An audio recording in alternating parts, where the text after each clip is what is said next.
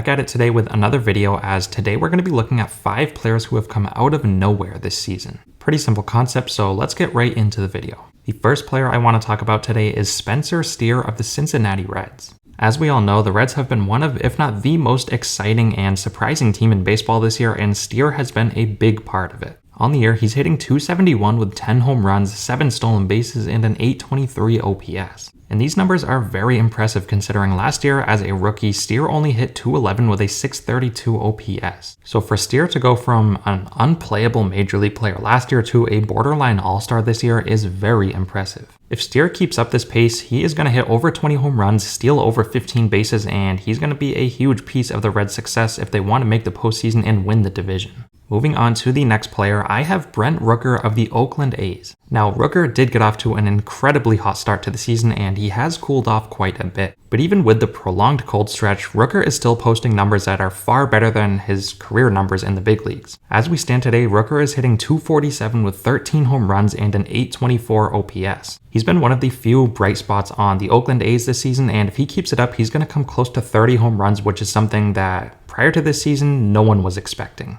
In fact, before this season, he had never played more than 58 games in a season, and back in 2021, when he did play in 58 games, he only hit .201 with a .688 OPS at 26 years old. So for Rooker to break out like this in his age 28 season is very surprising to say the least, and as I said before, he's been one of the few bright spots on the Oakland A's, and he's a very fun player to watch. Hopefully he can get hot like he was early on in the season and get back to the player he was, but even as it is, he's still one of the most surprising players in baseball this season. Moving on to the next player, I have Mitch Keller of the Pittsburgh Pirates. Keller may not be as surprising as the other players on this list, but he is still a very surprising player. He was a former top prospect in Pittsburgh's system and he never panned out. In fact, he was one of the worst pitchers in baseball early on in his career. But last year he broke through and had a pretty good season as he posted a 3.91 ERA. And this year, he's taken his game to another level as in 99 innings, he has a 3.45 ERA with 113 strikeouts. If Keller keeps this up, he's most likely going to make the All-Star team, and that is something that early on in his career, no one would have ever expected because, like I said, he was really bad.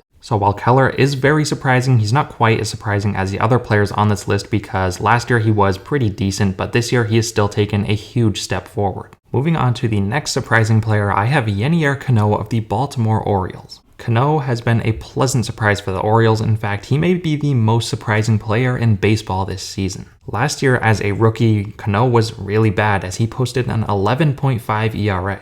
And it's not like Cano was a young prospect who had lots of time to develop. He was 28 years old last year and he didn't have any hype surrounding his name. But he has gotten an opportunity and he has taken full advantage of it. He's been one of, if not the best setup relievers in baseball this year, as in 37 innings, he has posted a .96 ERA with 34 strikeouts. He doesn't have quite the strikeout pedigree that many relievers have in today's game, but he is still getting the job done and then some. As we all know, the Orioles have been one of baseball's best teams this year, and Cano has been a huge part of it as, at least in my opinion, a bullpen is one of the most important parts to a contending team, and Cano has been huge when setting up Felix Bautista in the 9th inning. Cano has been a pillar in Baltimore's bullpen, and hopefully he can keep it up as the Orioles push towards the postseason. And finally, getting on to the 5th and final player of today's video, I have Carlos Estevez of the Los Angeles Angels. Estevez has been one of those players who has been buried in Colorado for the majority of his career, which may explain why he was so bad.